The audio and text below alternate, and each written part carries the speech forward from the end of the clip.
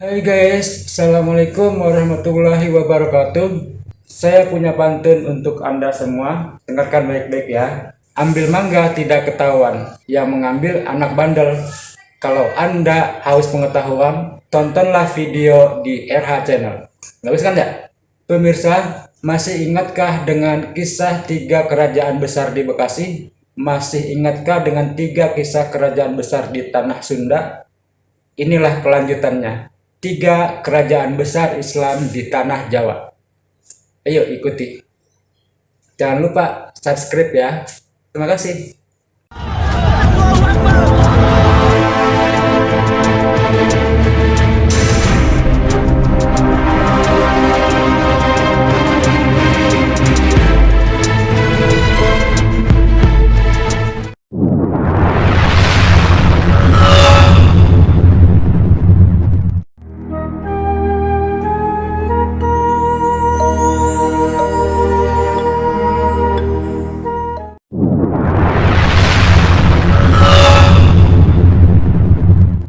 Demak, kota yang kaya akan sejarah penyebaran agama Islam di Pulau Jawa.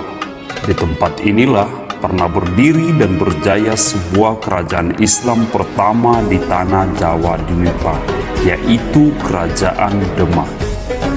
Demak menjadi kerajaan maritim Islam yang berkembang dengan pesat. Kerajaan Demak juga gencar menyebarkan agama Islam ke berbagai penjuru di Nusantara ini. Nantinya, penyebaran agama Islam ini diprakarsai oleh para wali yang kita kenal dengan Wali Songo, yaitu 9 wali. Tidak heran, Demak dijuluki sebagai kota wali. Kerajaan Demak didirikan oleh seorang raja yang bernama Raden Patah. Raden Patah ini merupakan pendiri Kesultanan Demak. Sultan Demak ini berkuasa mulai pada tahun 1500 sampai 1518 Masehi. Raden Patah sejatinya merupakan pangeran yang berasal dari kerajaan Majapahit. Raden Patah memiliki darah campuran dalam dirinya. Ibunya adalah keturunan Tiongkok yang bernama Siu Banci, putri dari Tan Gowat alias Syekh Bantong, sosok ulama Cina yang menjadi salah satu perintis terbentuknya Wali Songo sebagai majelis siar agama Islam di Pulau Jawa. Jadi, ibu daripada Raden Patah ini adalah orang yang beragama Muslim, di mana kakeknya adalah tokoh penyebaran agama Islam di Pulau Jawa. Dalam sumber lain juga menyebutkan, yaitu dalam Babat Tanah Jawi mengisahkan Siu Banci dipersunting sebagai istri oleh Selir, yaitu Raja Brekertabumi, yang nantinya ketika dia naik tahta menjadi raja di Majapahit, dia diberikan gelar Raja Brawijaya kelima. Raja Brawijaya kelima mengungsikan Siu Banci ke Palembang, yang pada saat itu masih menjadi bagian kekuasaan Majapahit. Disitulah Siu Banci ditinggalkan Raja Brawijaya kelima yang pada saat itu sedang mengandung anak daripada Raja Majapahit tersebut. Setelah Siu Banci melahirkan, diberikanlah nama anak tersebut adalah Jinbun, yang memiliki arti yaitu orang yang sangat kuat. Setelah Jinbun beranjak dewasa, dia menolak mewarisi kepemimpinan di Palembang demi merantau ke Pulau Jawa. Dia ingin mendapat pengakuan dari penguasa Majapahit sebagai ayahnya. Setelah mendapat pengakuan dari Raja Brawijaya bahwa dia adalah putranya, maka Raja Brawijaya kelima memberikan seluas wilayah di daerah Demak sebagai bawahan daripada Majapahit. Di sana Raden Patah bertindak sebagai bupati. Tak berselang lama, Raden Patah yang mendapat dukungan dari Wali Songo akhirnya mendeklarasikan Demak sebagai pemerintahan yang baru. Raden Patah bertakhta dengan gelar Sultan Shah Alam Akbar Al-Fatah. Raden Patah menurut catatan dari Tiongkok wafat pada tahun 1518 Masehi dalam usia 63 tahun. Atas keputusan Majelis Wali Songo setelah wafatnya Raden Patah, maka ditunjuklah penerus tahta Demak, yaitu Adipati Unus. dengan gelar Sultan Alim Akbar II. Dia bertindak dan diperintahkan oleh Raden Patah, yaitu ayahnya, untuk menyerang Portugis yang berada di Malaka. Mereka menyerang Portugis yang berada di Malaka karena merasa Malaka adalah kerajaan Islam yang direbut Portugis dari Kesultanan Malaka. Pati Unus tewas setelah dibunuh oleh sisa-sisa pasukan Majapahit yang masih ada di Pulau Jawa. Sepeninggal daripada Pati Unus, naiklah Sultan Trenggana yang merupakan adik daripada Pati Unus menggantikan posisi daripada Pati Unus. Sultan ketiga ini menjadikan kerajaan Demak mencapai puncak kejayaan. Pada saat dipimpin oleh Sultan Trenggana ini, terjadilah peristiwa-peristiwa penting seperti penaklukan wilayah Sunda Kelapa pada tahun 1527 yang direbut pada tangan Pajajaran. Pada saat itu, Portugis pun sudah mengincar wilayah Sunda Kelapa untuk dikuasai. Jadi sebelum Portugis bertindak, mereka didahului oleh pasukan yang dipimpin oleh Fatahillah yang disuruh oleh Sultan Trenggana. Sultan Trenggana pun berhasil mengalahkan Sunda Kelapa dan mengubah namanya menjadi Jayakarta yang artinya adalah kemenangan. Disinilah nanti ada terjadi pergantian nama wilayah, yaitu dari Sunda Kelapa menjadi Jayakarta. Kerajaan Demak di bawah pemimpinan Sultan Trenggana ini menjadi sultan paling besar di Jawa, menggantikan bekas Imperium Majapahit. Mereka menguasai pelabuhan-pelabuhan besar di Pulau Jawa dan menjadi titik perdagangan penting di Pulau Jawa. Dengan adanya pelabuhan-pelabuhan penting ini menopang kehidupan masyarakat di wilayah-wilayah pesisir. Bayangkan saja, Demak bisa menguasai pelabuhan seperti Surabaya, di Madura, Tuban, Semarang, Jepara, Cirebon, dan Sunda Kelapa. Beberapa peninggalan Kerajaan Demak itu, yang pertama adalah Masjid Agung Demak. Masjid yang tertua yang berada di Indonesia ini merupakan masjid yang terkenal karena merupakan peninggalan daripada Wali Songo. Masjid ini dibangun pada masa pemerintahan Sultan Demak pertama, yaitu Raden Patah. Masjid ini menjadi pusat pengajaran dan penyebaran agama Islam yang dirintis oleh Wali Songo. Peninggalan yang kedua adalah Soko Guru. Masjid Agung Demak disokong oleh 4 soko guru ataupun yang disebut dengan tiang penyangga setinggi 19,54 meter dan berdiameter 1,45 meter. Soko guru ini dipercaya merupakan sumbangan daripada 4 anggota Wali Songo. Keempat Wali Songo itu adalah Sunan Bonang, Sunan Kalijaga, Sunan Ampel, dan Sunan Gunung Jati. Peninggalan yang ketiga yang masih dapat kita temui adalah Pintu Bledek. Pintu ini adalah jalan masuk ke dalam Masjid Agung Demak, terbuat dari petir yang menyambar sehingga dinamakanlah Pintu Bledek. Saat ini Pintu Bledek sudah sangat rapuh karena memang sudah berumur ratusan tahun, sehingga dipindahkan ke dalam Masjid Agung Demak. Peninggalan yang keempat adalah Makam Sunan Kalijaga. Makam Sunan Kalijaga adalah yang merupakan salah satu daripada 9 sunan ataupun Wali Songo. Sunan Kalijaga itu wafat pada tahun 1520. Lalu beliau dimakamkan di Desa Kadilangu, berdekatan dengan kota Demak. Makam Sunan Kalijaga ini menjadi situs yang sering didatangi oleh peziarah-peziarah maupun wisatawan yang berasal dari berbagai wilayah di Indonesia ini. Makam Sunan Kalijaga menjadi salah satu peninggalan sejarah daripada Kerajaan Demak karena peran beliau menyebarkan agama Islam yang berasal dari Demak itu sendiri menyebar ke berbagai penjuru di Indonesia.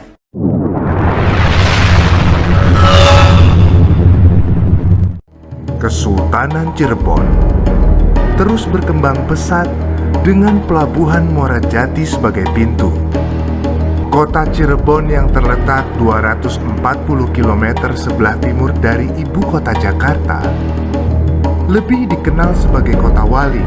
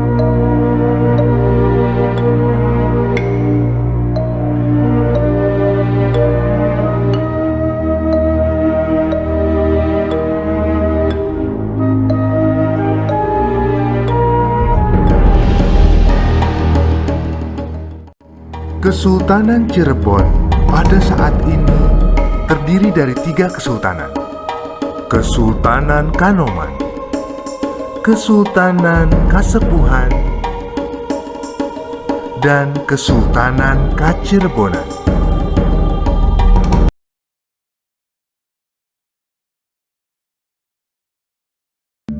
Perkawinan Syarif Abdullah dengan Nyimas Rara Santang melahirkan 2 anak, yaitu Syarif Hidayatullah dan Syarif Nurullah. Syarif Hidayatullah kembali ke Pajajaran menemui pamannya Pangeran Cakrabuana alias Walang Sungsang. Syarif Hidayatullah menikahi putri mahkota Walang Sungsang, Nyi Ratu Pakungwati. Walang Sungsang kemudian menyerahkan tahta Caruban Larang kepada Syarif Hidayatullah.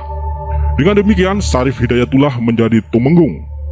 Dewan Wali Songo mengangkat Syarif Hidayatullah menjadi bagian dari Wali Songo, menggantikan Syekh Nurjati yang telah wafat. Syarif Hidayatullah kemudian dikenal dengan julukan Sunan Gunung Jati.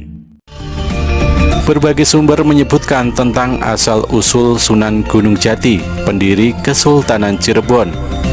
Dalam sumber lokal yang tergolong historiografi, atas saran gurunya, Raden Walang Sungsang pergi ke Tanah Suci bersama adiknya Nyai Laras Santang. Di Tanah Suci inilah adiknya dinikahi Maulana Sultan Muhammad yang bergelar Syarif Abdullah, keturunan Bani Hasyim putra Nurul Alim. Nyai Laras Santang berganti nama menjadi Syarifah Mudaim. Dari perkawinan ini lahirlah Syarif Hidayatullah yang kelak menjadi Sunan Gunung Jati. Dilihat dari genealogi, Syarif Hidayatullah yang nantinya menjadi salah seorang wali songo. Sesudah adiknya menikah, Ki Samadullah atau Abdullah Iman pulang ke Jawa. Setibanya di tanah air mendirikan Masjid Jalagrahan dan membuat rumah besar yang nantinya menjadi Keraton Pakungwati. Setelah Ki Danusela meninggal, Ki Samadullah diangkat menjadi Kuwu Caruban dan digelari Pangeran Cakrabuana. Pakuwuan ini ditingkatkan menjadi Nagari Caruban Larang. Pangeran Cakrabuana mendapat gelar dari ayahandanya Prabu Siliwangi sebagai Sri Mangana dan dianggap sebagai cara untuk melegitimasi kekuasaan Pangeran Cakrabuana. Setelah berguru di berbagai negara, kemudian tiba di Jawa. Dengan persetujuan Sunan Ampel dan para wali lainnya, disarankan untuk menyebarkan agama Islam di Tatar Sunda. Syarif Hidayatullah pergi ke Caruban Larang dan bergabung dengan uwaknya, Pangeran Cakrabuana. Syarif Hidayatullah tiba di pelabuhan Muara Jati, kemudian terus ke desa Sembung Pasambangan, dekat Amparan Jati, dan mengajar agama Islam menggantikan Syekh Datuk Kahfi. Syekh Jati juga mengajar di Duguh Babadan. Di sana ia menemukan jodohnya dengan Nyai Babadan, putri Ki Gedeng Babadan. Karena istrinya meninggal, Syekh Jati kemudian menikah lagi dengan Dewi Pakungwati, putri Pangeran Cakrabuana. Di samping menikahi Nyai Lara Baghdad, putri sahabat Syekh Datuk Kahfi. Syekh Jati kemudian pergi ke Banten untuk mengajarkan agama Islam di sana. Ternyata Bupati Kawunganten yang keturunan Pajajaran sangat tertarik. sehingga masuk Islam dan memberikan adiknya untuk diperistri. Dari perkawinan dengan Nyai Kawunganten, lahirlah Pangeran Sabakingkin yang kelak dikenal sebagai Maulana Hasanuddin, pendiri Kerajaan Banten. Sementara itu, Pangeran Cakrabuana meminta Syekh Jati menggantikan kedudukannya, dan Syarif Hidayatullah pun kembali ke Caruban. Di Cirebon ia dinobatkan sebagai kepala nagari dan digelari Susuhunan Jati atau Sunan Jati. Dewan Wali Songo mengangkat Syarif Hidayatullah menjadi bagian dari Wali Songo, menggantikan Syekh Nurjati yang telah wafat. Syarif Hidayatullah kemudian dikenal dengan julukan Sunan Gunung Jati. Di bawah Syarif Hidayatullah, Cirebon lebih erat berhubungan dengan Demak daripada dengan Pajajaran. Dengan dukungan Demak, Cirebon kemudian menjadi kesultanan. Karena statusnya sebagai kesultanan, maka Cirebon tidak lagi tunduk kepada Pajajaran. Kasus Beli yang menjadi pemicu ketegangan antara Cirebon dengan Pajajaran ialah ketika Syarif Hidayatullah menolak untuk membayar upeti kepada Pajajaran. Penolakan ini sama artinya Cirebon telah memproklamasikan diri menjadi negara yang merdeka. Siliwangi tidak menginginkan adanya matahari kembar muncul di bumi Pajajaran. Berubahnya status Cirebon menjadi kesultanan yang merdeka menjadi pertanda kehancuran Pajajaran telah dimulai. Karena itu, Siliwangi mengutus pasukan di bawah pimpinan Patih Nalarasa untuk memberi teguran kepada Cirebon. Syarif Hidayatullah sudah menduga bahwa kakeknya Prabu Siliwangi tidak akan membiarkan Cirebon merdeka. Karena itu ia mendatangkan pasukan angkatan laut dari Demak untuk memperkuat pertahanannya. Sesampainya di Cirebon, pasukan Patih Nalarasa dibuat tidak berdaya, yang kemudian membuat Nalarasa tunduk dan berpihak kepada Cirebon, dan kemudian diberi gelar Tumenggung Jagabaya oleh Syarif Hidayatullah. Versi lain dari kisah ini menyebutkan bahwa Jagabaya sebagai negosiator hanya dikawal oleh 60 prajurit, tidak terjadi pertempuran. Tetapi karena kalah adu argumen dengan Syarif Hidayatullah, Jagabaya kemudian membelot dari Siliwangi, memeluk Islam, dan tidak kembali ke Pakuan. Hal ini akan menjadi sangat strategis bagi Pajajaran maupun Portugis jika ada kerjasama keduanya dalam bidang perdagangan dan pertahanan.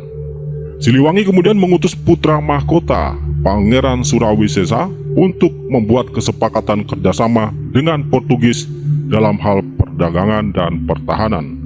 Surawisesa adalah putra Siliwangi dari perkawinan dengan Kentring Manik Mayang Sunda, putri Raja Pakuan terdahulu, Prabu Susu Tunggal. Dari Kentring Manik, Siliwangi mempunyai anak Surawisesa yang menjadi putra mahkota dan Sang Surosowan yang menjadi adipati di Banten. Putra Prabu Siliwangi dengan Subang Larang yang bungsu, Raja Sanggara alias Kian Santang, adalah panglima perang Pajajaran. Kian Santang adalah ksatria tanpa tanding di seluruh tanah Pasundan. Sebuah cerita rakyat menyebutkan bahwa di usia 33 tahun, Kian Santang belum pernah melihat darahnya sendiri. Artinya, sejak kecil hingga usia 33 tahun, Kian Santang belum pernah terluka dan mengeluarkan darah, aliasnya kebal senjata tajam. Namun, ketika ia mencari lawan tanding yang mampu mengalahkan dirinya, ia mendapat pengalaman spiritual bertemu dengan Sayyidina Ali. Sejak mendapat pengalaman spiritual bertemu dengan Sayyidina Ali itulah, Kian Santang kemudian memeluk Islam. Versi lain menyebutkan bahwa Kian Santang telah memeluk Islam sejak kecil. Pada saat Surawisesa diutus ke Malaka, Siliwangi mengutus juga Raja Sanggara alias Kian Santang ke Cirebon untuk memberi teguran kepada Syarif Hidayatullah. Setiba di Cirebon, Raja Sanggara diterima oleh kakaknya Walang Sungsang dan oleh keponakannya Syarif Hidayatullah. Setelah mendengarkan alasan Syarif Hidayatullah mendirikan kesultanan, yaitu agar dakwah Islam di tanah Pasundan bisa lebih efektif, Raja Sanggara kemudian berbalik arah mendukung Cirebon. Bahkan setelah itu, Syarif Hidayatullah memberi tugas kepada Raja Sanggara untuk mengislamkan ayah dan kakek mereka, Prabu Siliwangi. Mengetahui pembelotan Raja Sanggara, kekecewaan dan kemarahan Siliwangi semakin memuncak. Sekembali Surawisesa dari Malaka, Siliwangi meletakkan tahtanya dan menyerahkan kepada Surawisesa. Siliwangi meninggalkan istana dan mengembara hingga tidak diketahui akhir hayatnya. Cerita versi tutur menyebutkan Raja Sanggara alias Kian Santang mengejar Siliwangi untuk diislamkan, tetapi Siliwangi menghindar terus sampai akhirnya Siliwangi menghilang di hutan Sancang. Dalam versi ini disebutkan Siliwangi berubah menjadi seekor harimau gaib. Perjanjian kerjasama Pajajaran dengan Portugis memantik kemarahan Cirebon dan Demak. Sultan Trenggana mengirim pasukan membantu Cirebon untuk merebut wilayah Galuh dari Pajajaran. Surawisesa kalah dalam pertempuran itu dan tidak berhasil mempertahankan Galuh. Surawisesa kehilangan separuh dari wilayah kekuasaannya yang tinggal menyisakan wilayah bekas Kerajaan Sunda atau Pakuan saja. Sementara itu, Banten telah ditundukkan juga oleh Syarif Hidayatullah melalui politik perkawinan. Syarif Hidayatullah menikahi putri Sang Surosowan, adik Surawisesa yang menjadi adipati Banten. Dengan demikian, Banten telah menjadi sekutu Cirebon. Hal ini akan memudahkan Syarif Hidayatullah untuk merebut Sunda Kelapa. Sementara itu, Cirebon di bawah Syarif Hidayatullah telah menjadi sangat perkasa dalam koalisi dengan Demak. Ketika armada Portugis mendarat di Sunda Kelapa untuk membangun benteng dan pos dagang, koalisi Cirebon Demak bersiap untuk menyambutnya dengan serangan besar-besaran. Terjadilah pertempuran dahsyat antara koalisi Portugis Pajajaran melawan koalisi Demak Cirebon. Di bawah pimpinan Fathahillah, koalisi Demak Cirebon berhasil mengalahkan Portugis yang belum sempat membangun benteng pertahanan di muara Sungai Ciliwung. Fathahillah kemudian mengganti Sunda Kelapa dengan nama Jayakarta yang menjadi asal-usul nama kota Jakarta saat ini. Tentang siapa sejatinya Fathahillah, panglima perang yang menaklukkan Portugis di Sunda Kelapa, masih menjadi perdebatan. Salah satu pendapat mengatakan bahwa Fathahillah adalah panglima perang Demak yang berasal dari Pasai. Versi lain menyebutkan bahwa Fathahillah adalah putra Syarif Hidayatullah. Tetapi ada juga versi yang mengatakan bahwa Fathahillah tidak lain adalah Syarif Hidayatullah sendiri. Admin sendiri cenderung memilih versi yang terakhir, Fathahillah adalah Syarif Hidayatullah sendiri. Kekalahan Portugis oleh pasukan Fathahillah dan hilangnya pelabuhan Sunda Kelapa dari kekuasaan Pajajaran membuat Pajajaran benar-benar tidak dapat lagi mengandalkan bantuan dari manapun. Surawisesa berusaha sekuat tenaga untuk menghadapi pertempuran demi pertempuran dengan kekuatan angkatan perangnya sendiri. Selama memerintah tercatat ada 15 kali pertempuran antara Surawisesa melawan Syarif Hidayatullah. Meskipun tidak berhasil merebut kembali Galuh, tetapi Surawisesa berhasil mempertahankan wilayah yang tersisa. Sampai akhirnya Surawisesa mengadakan perjanjian damai dengan Syarif Hidayatullah. Perjanjian damai yang didukung oleh Kian Santang maupun juga Walang Sungsang itu mencapai kesepakatan bahwa Pajajaran maupun Cirebon saling menghormati kedaulatan masing-masing dan sesama keturunan Sri Baduga Maharaja Prabu Siliwangi bersaudara selamanya. Perjanjian damai itu tidak pernah dilanggar oleh kedua belah pihak sampai Surawisesa wafat.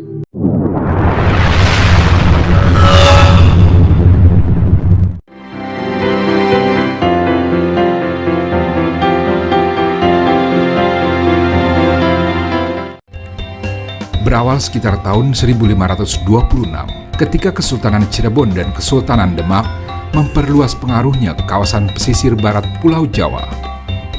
Saat itu, Fathahillah ditugaskan oleh Syarif Hidayatullah dan Sultan Trenggana, Sultan Demak III, untuk membantu Pangeran Hasanuddin merebut Banten dari Kerajaan Pakuan Pajajaran.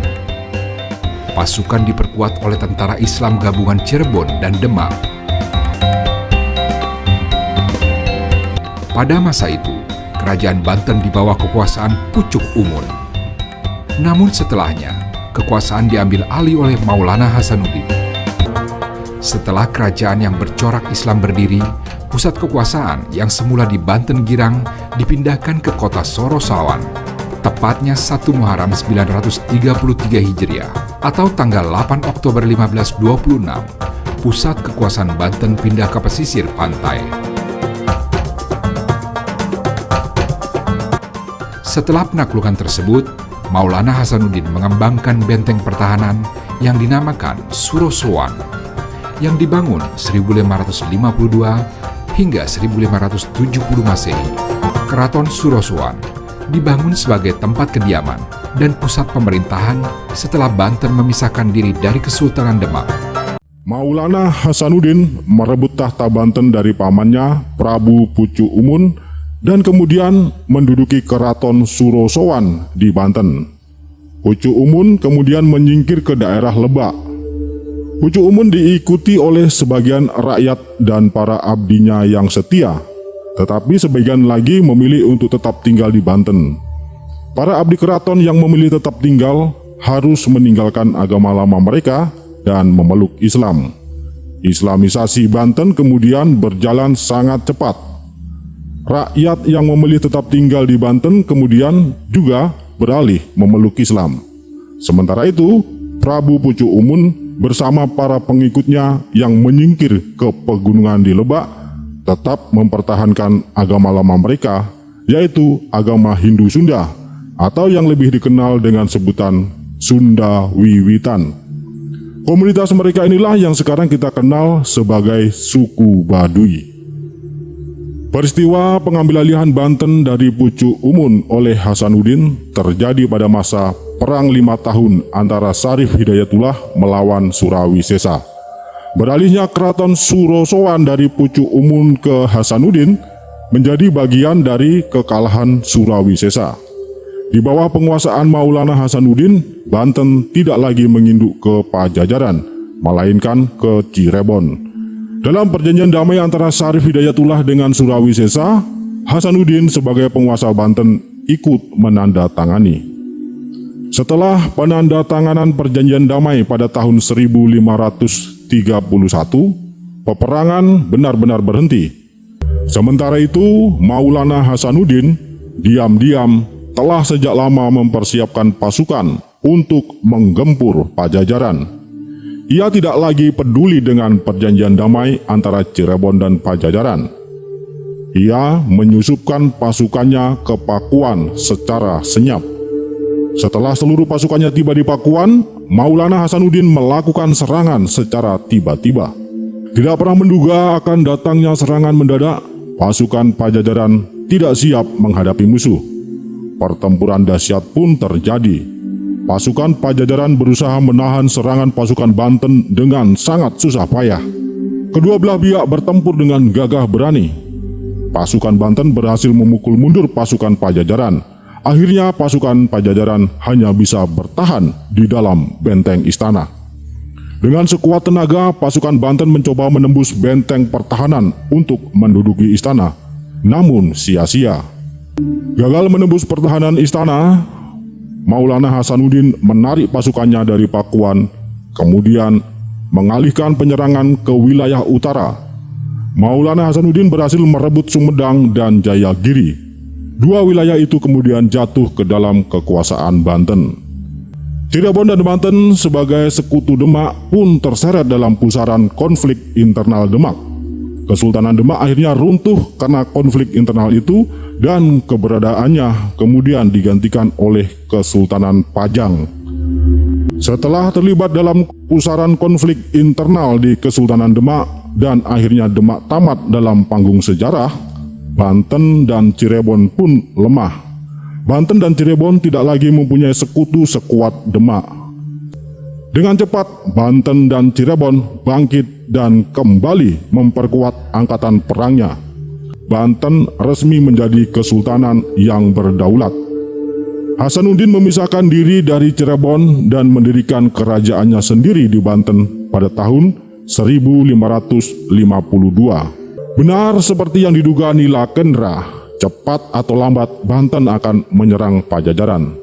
Sultan Maulana Hasanuddin sekali lagi menggempur Pakuan.